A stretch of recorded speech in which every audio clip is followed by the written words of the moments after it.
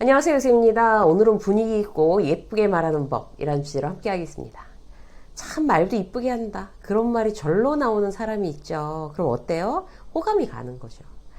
상대가 좋아지고 내 기분도 좋아지고 결국 말을 이쁘게 하는 사람이 관계가 좋다는 말입니다. 사람은 자기 기분에 따라 말을 이상하게 하거나 이쁘게 하거나 그럴까요? 물론 그런 영향도 있겠지만 말은 기분과는 별 상관없는 자기의 습관입니다.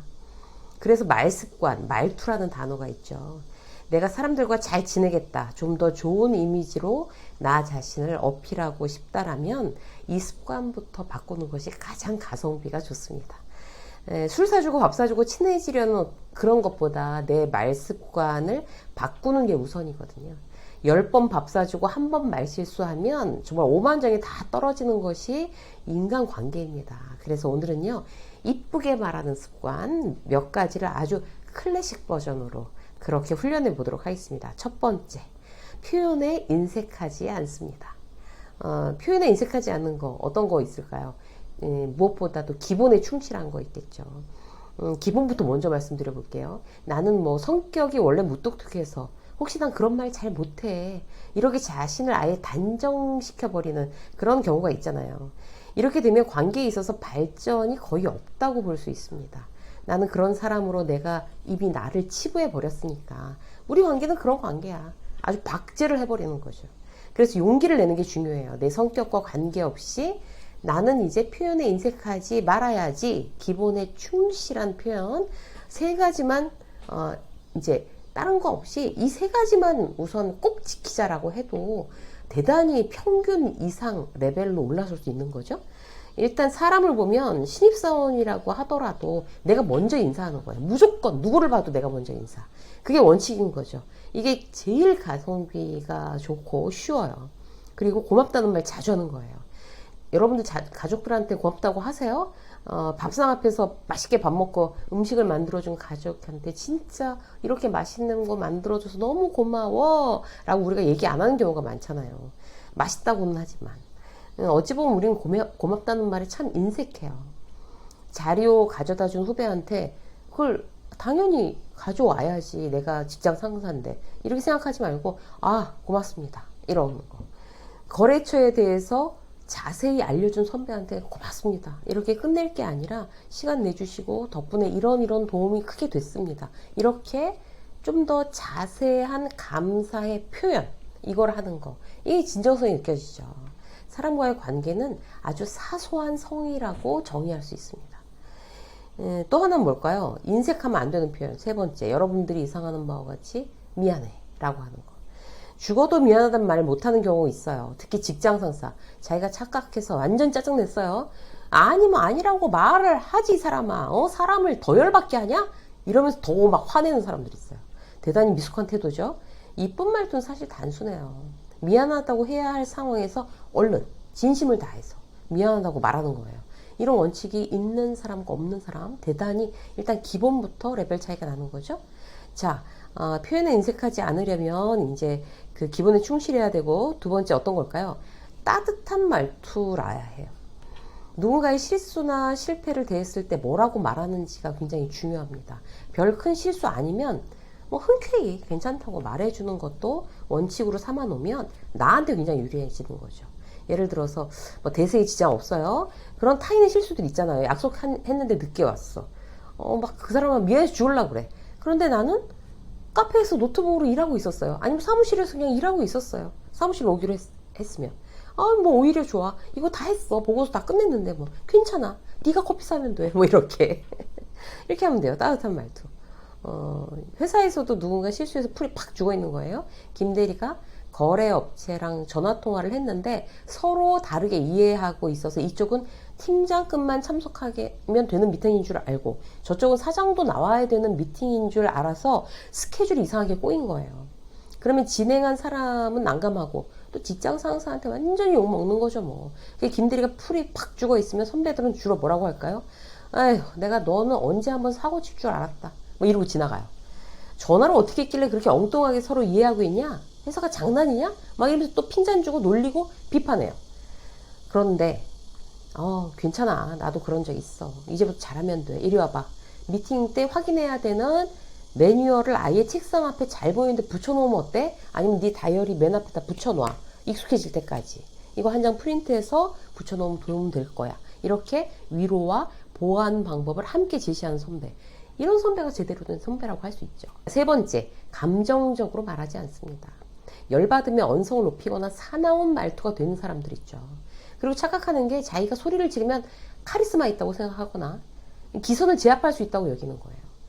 다 착각이죠. 감정적으로 말하는 사람이 가장 약한 사람, 제일 부족한 사람. 그래서 내가 제일 강하게 보이고 싶다라는 그런 생각을 가지고 있다면 늘 평정심으로 말한다라는 원칙을 지키셔야 합니다. 예를 들어 회의 시간에 나를 무시하는 투로 후배가 말했어요. 그럼 너 이리 와봐. 아까 그 말투가 뭐야? 넌 위아래도 없냐? 막 이렇게 하면 싸우자는 거죠. 조용히 부른 거예요. 자, 평정심을 유지하고. 아까 그 얘기 때문에 내가 황당했어. 자, 팩트만 얘기하는 거예요. 팩트만. 네가 이렇게 말을 했기 때문에. 이런 팩트. 그리고 내가 그래서 너한테 이런 영향을 받았어. 내가 황당했어. 내가 창피했어. 내가 아주 수치스러웠어. 이런 거. 영향을 얘기하고 그래서 앞으로는 이렇게 너는 나한테 해줬으면 좋겠어. 요청하는. 이 3단계. 자, 팩트로 말하고 내가 너한테 지금 받은 영향에 대해서 얘기하고 그 다음에 앞으로 이렇게 해줘. 요청만 얘기하면 상대에 대한 비난이나 감정적이 되지 않을 수 있습니다.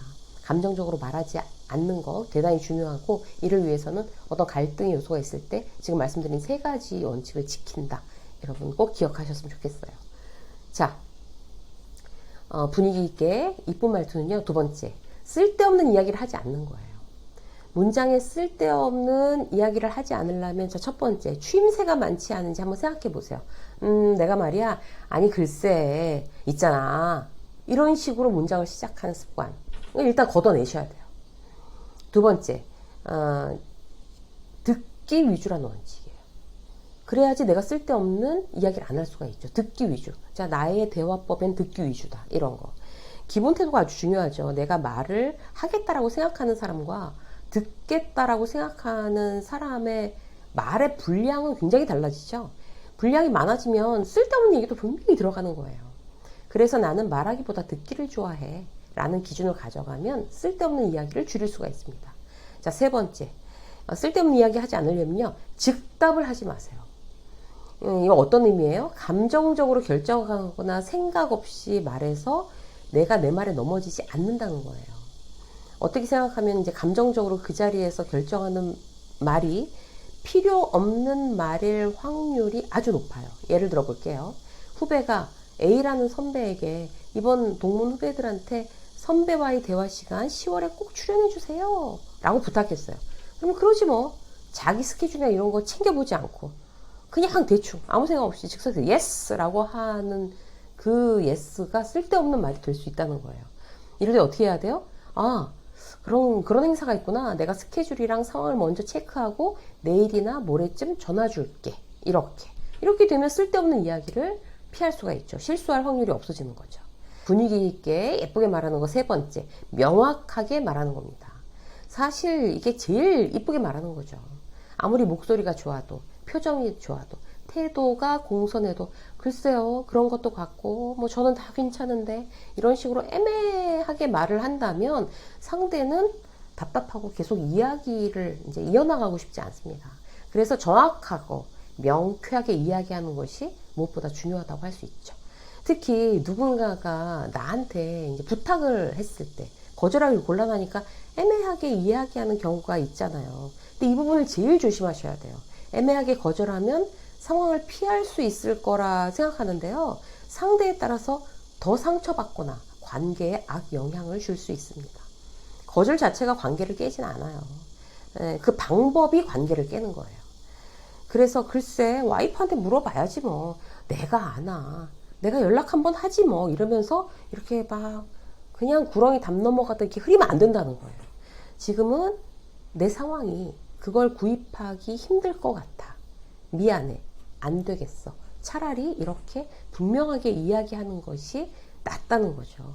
명확한 이야기는 남의 마음을 해치지 않습니다.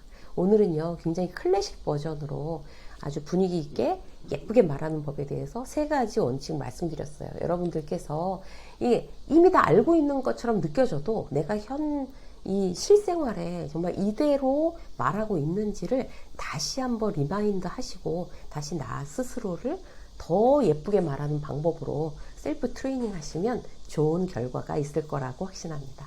이세미의 직장 수업 오늘 여기까지 하겠습니다. 고맙습니다.